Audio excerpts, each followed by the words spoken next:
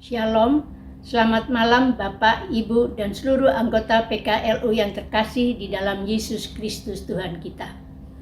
Saya Herlin Prasetya dari Gereja GPIB Baskara di Surabaya.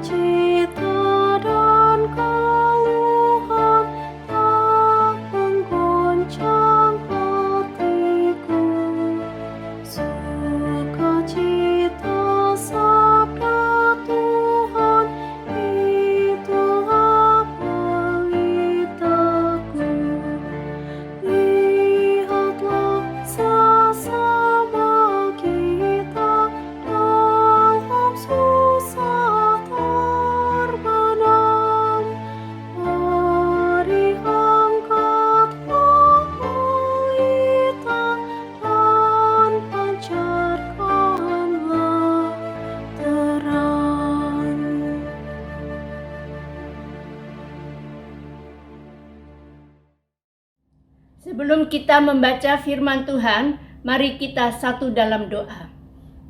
Terima kasih Bapa di surga atas penyertaan-Mu terhadap kami para lansia PKLU GPIB selama ini.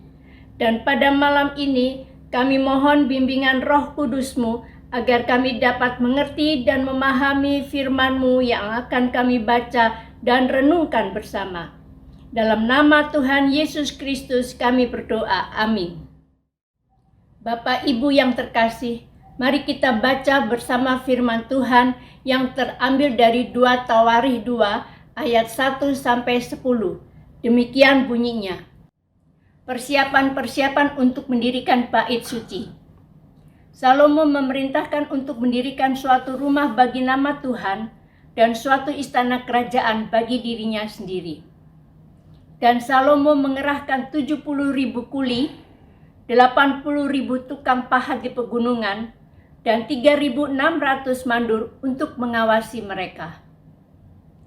Lalu Salomo mengutus orang kepada Huram, raja negeri Tirus dengan pesan, "Perbuatlah terhadap aku seperti yang kau perbuat terhadap ayahku Daud.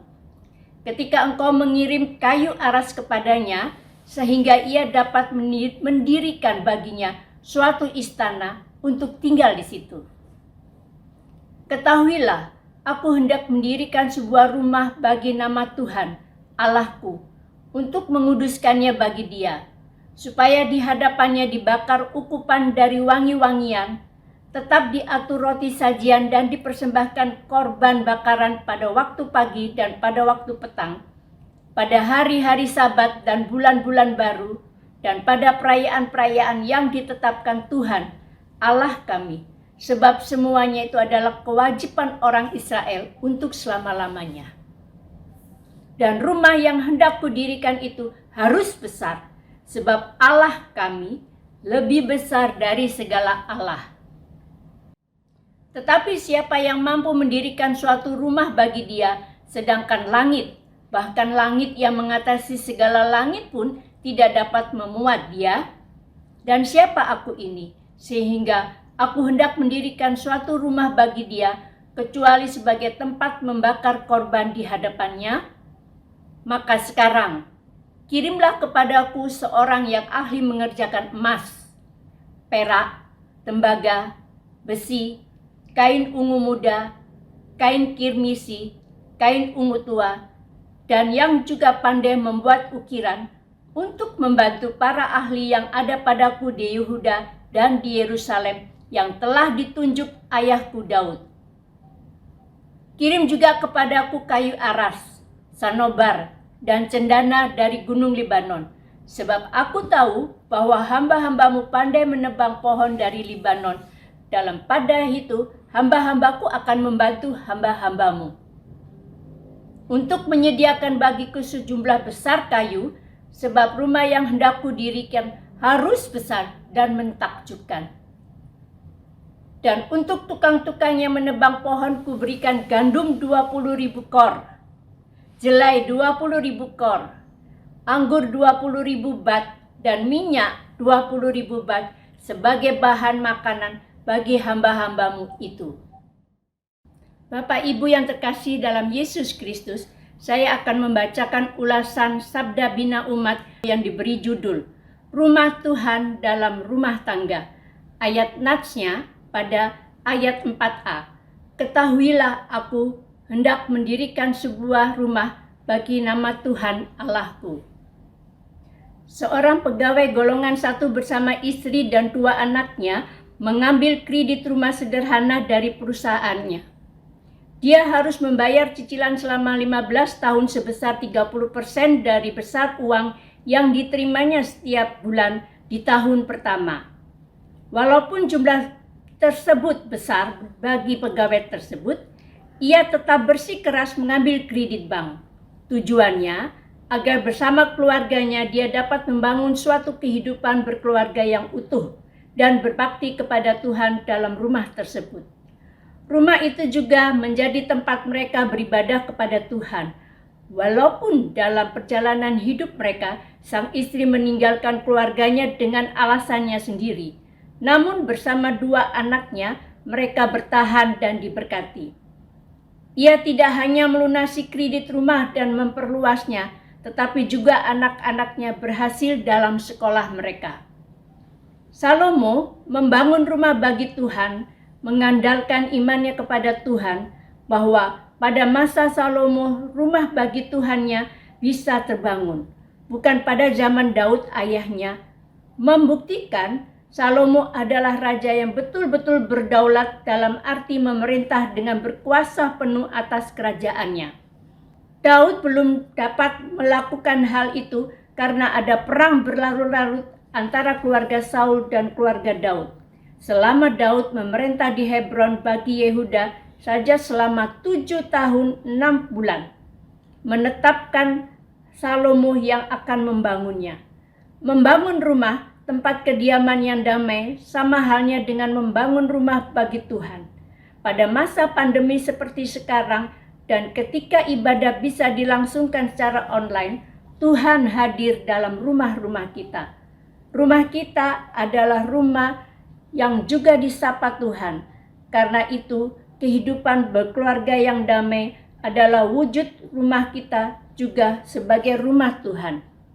Bapak Ibu yang dikasihi Tuhan, demikianlah pembacaan Sabda Bina Umat.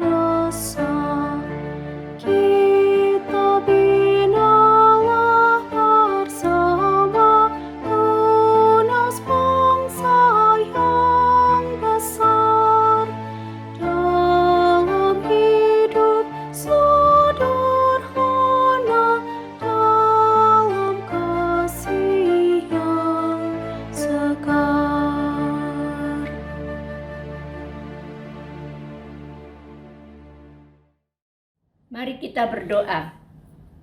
Allah Bapa di surga, kami mengucap syukur dan terima kasih atas firman dan karunia serta penyertaan-Mu, sehingga kami masih dapat membaca dan merenungkan firman-Mu. Tolong kami Tuhan, agar kehidupan kami di masa lansia ini tetap mengandalkan-Mu. Tuhan, kami bersyukur untuk program Smart PKLU yang menyediakan wadah bagi kami para lansia untuk membaca firman-Mu setiap hari. Lindungi dan berilah mereka kesehatan yang prima agar dapat mengemban tugas dengan baik dan penuh sukacita. Tuhan, lindungilah pula kami pada malam ini hingga esok hari. Berilah kami tubuh yang sehat untuk menerima berkat-berkat baru dari-Mu Tuhan. Ampunilah segala dosa kami dan terimalah doa kami yang kami panjatkan hanya dalam nama-Mu Yesus Kristus Juru Selamat kami. Amin.